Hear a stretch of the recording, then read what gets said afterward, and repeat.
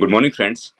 In the previous video, we discussed about the socket server API in Java, and we learned that if you are building a client and server type of connection using socket API in Java, java.net, in that case, let's revise it once again, and then we will design a very basic TCP-based server OMS. So for server, whenever we are creating server socket, in that case, we have to bind to a port, then listen on it, and there would be one thread which will be always blocked here for on the accept method.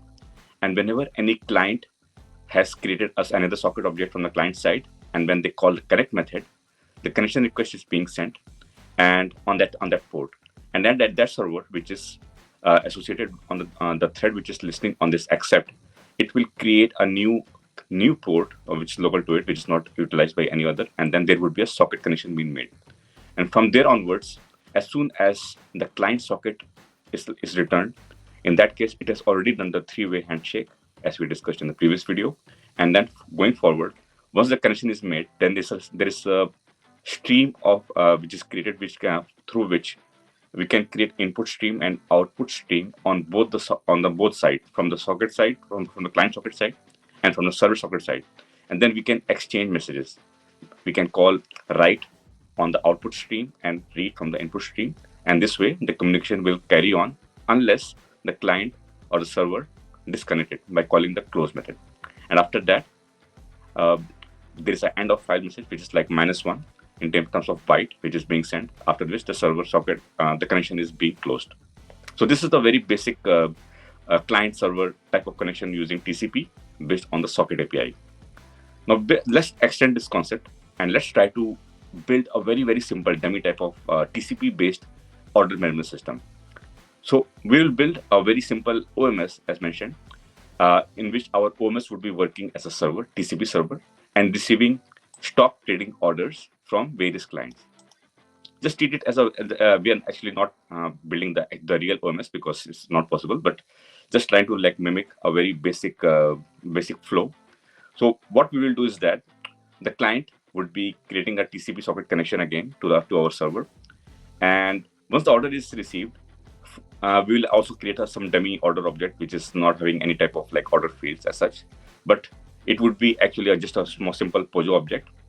And before the order, once the order is received from the client at the server side, then that order would be going through various processes before it is sent to the next venue, which is to the exchange if it is a DMA order, or it can be sent down to the algorithmic trading engine. So before this, it is being sent to the downstreams. Before that, we'll first of all validate the order client's wallet if enough funds.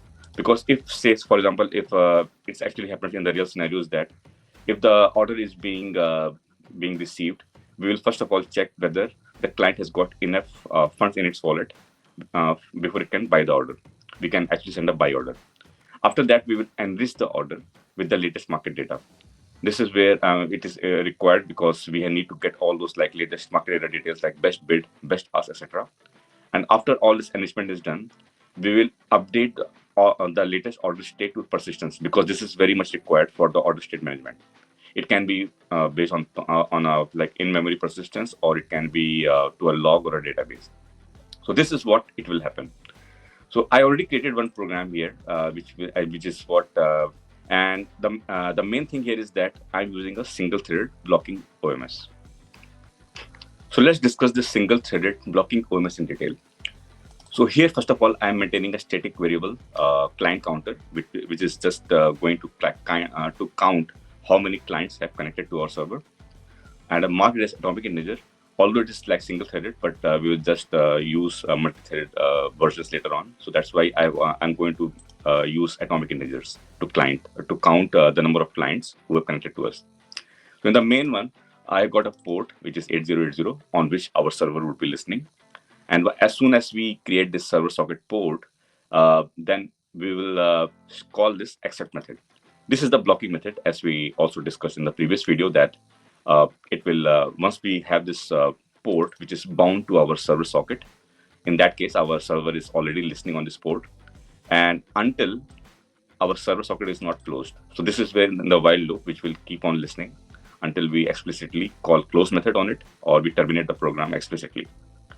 So this is where once we block on this accept method, and whenever a client again creates a socket, and then it tries to connect on this port to the server, then only this socket would be created. This socket would be between the client and the server connection.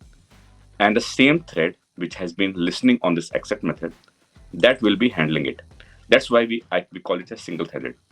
So by the time the thread which has been blocked for the accept method, when it creates the socket connection between with one client first, the same thread would be handling it between whatever the messages that we are going to do.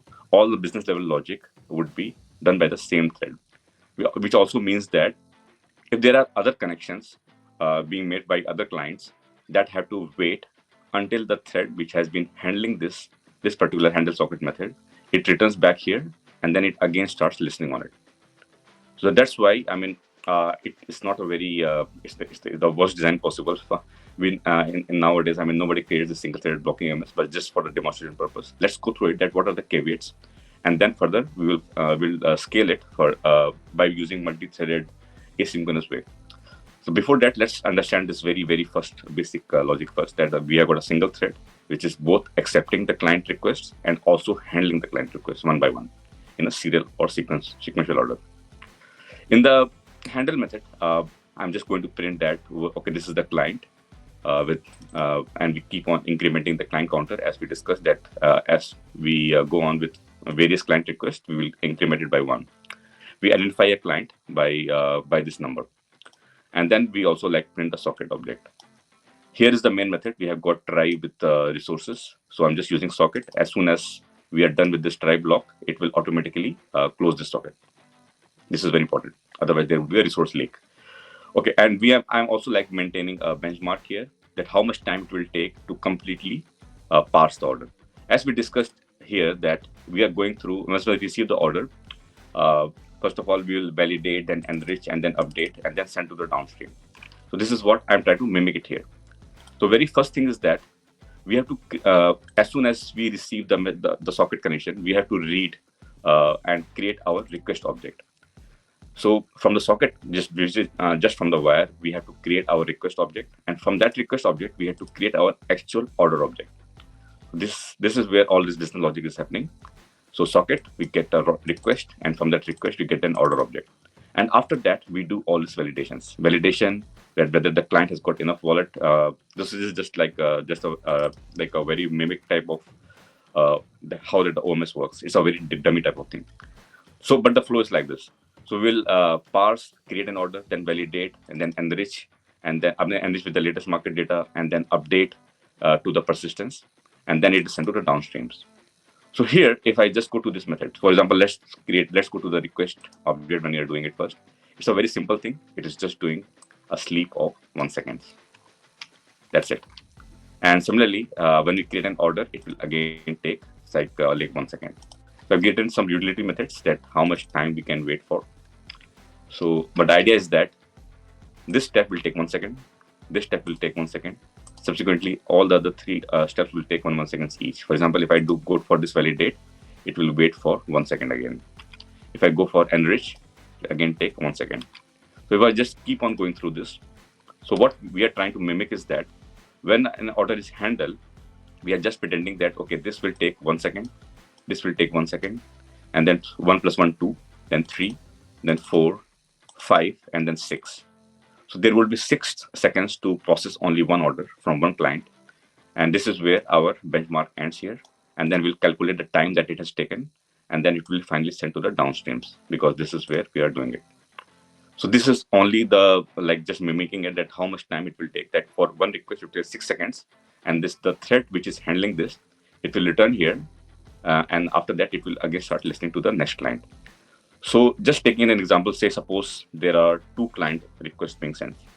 There are 2 clients connected to it. At a time, there would be only one client being connected to it.